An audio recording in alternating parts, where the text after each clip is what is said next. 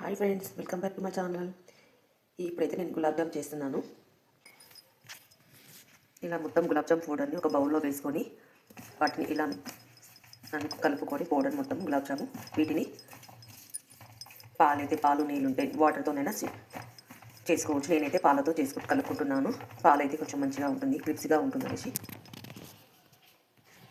చూడండి, ఇలా మెత్తగా కలిపి ఒక సైడ్ ఒక 10 minutes పక్కకు పెట్టేసుకొని స్టవ్ పైన బాండి పెట్టుకొని ఆయిల్ పోసుకొని ఆయిల్ హీట్ ఎక్కిన తర్వాత ఇవి ఉంటలు చేసుకొని గులాబ్ జామ్ని oil deep fry brown colour వచ్చే విధంగా వేయించుకోవాలి. తర్వాత ఇంకొక స్టవ్ పైన కళాయి పెట్టి దాన్ని సరిపోయినంత ఒక గ్లాస్ షుగర్తో ఒక గ్లాస్ వాటర్ వేసుకొని అది మొత్తం జస్ట్ పాకం కాకుండా అట్లా కరిగే విధంగా షుగర్ మొత్తం కరిగే విధంగా పెట్టుకొని లేత పాకంతో తీసుకొని గులాబ్ జామ్ చేసుకోవాలి. అందరికీ ఎంతో ఇష్టం కదండి గులాబ్ జామ్ అంటే, ఎవరికైనా ఇష్టంగా తింటారు.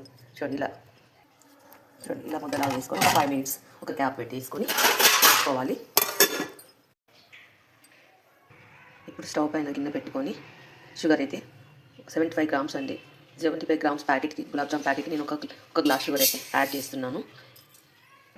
అలానే ఒక గ్లాస్ షుగర్కి ఒక గ్లాస్ వాటర్ పోసి షుగర్ మొత్తము కరిగే వరకు సిమ్లో పెట్టేసుకోవాలి. ఎవరి ఇంట్రెస్ట్ వాళ్ళంటే షుగర్ స్వీట్స్ ఎక్కువ తిన్న వాళ్ళు ఇంకా తినే వాళ్ళు కొంచెం షుగర్ ఇంకా ఎక్కువ వేసుకోవచ్చు. ఇదైతే నేను 75 gramsకి ఒక గ్లాస్ షుగర్ అయితే వేసాను. షుగర్ ఇలా లైట్గా పాకం వచ్చే వరకు ఇలా కలుపుకోవాలి. ఈ పాకం అయ్యే వరకు టైం పడుతుంది, ఒక 5 minutes.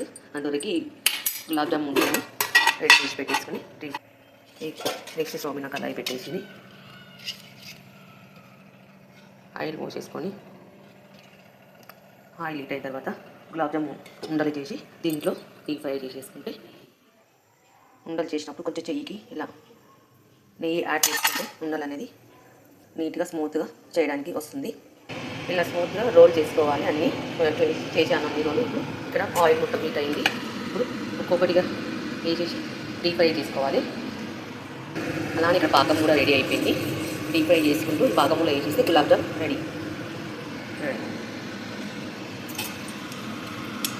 ఇలా బ్రౌన్ కలర్ వచ్చే విధంగా మొత్తము డీప్ ఫ్రై చేసుకోవాలి. ఇలా బ్రౌన్ కలర్ వచ్చినట్టు తీసి పక్కకు తీసుకొని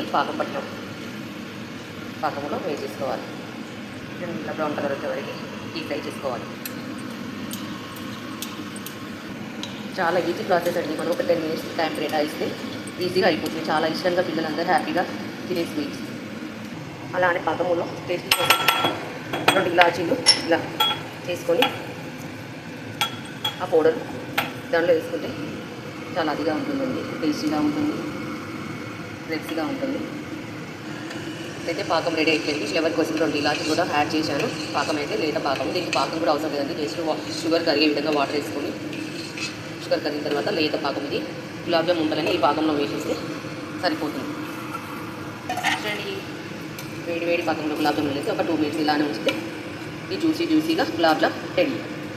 చూడండి ఎంత మంచిగా వచ్చిందో, క్రిప్సీగా చాలా మంచిగా వచ్చిందండి గులాబ్ జామ్. మీరు కూడా ట్రై చేయండి. నా ఛానల్ నచ్చినట్టయితే లైక్ చేయండి, షేర్ చేయండి, సబ్స్క్రైబ్ మొత్తం అస్సలు మర్చిపోకండి. Okay, thank you. ఎట్లుందన్నా? ఎట్లు పండు మనీ అమాన్?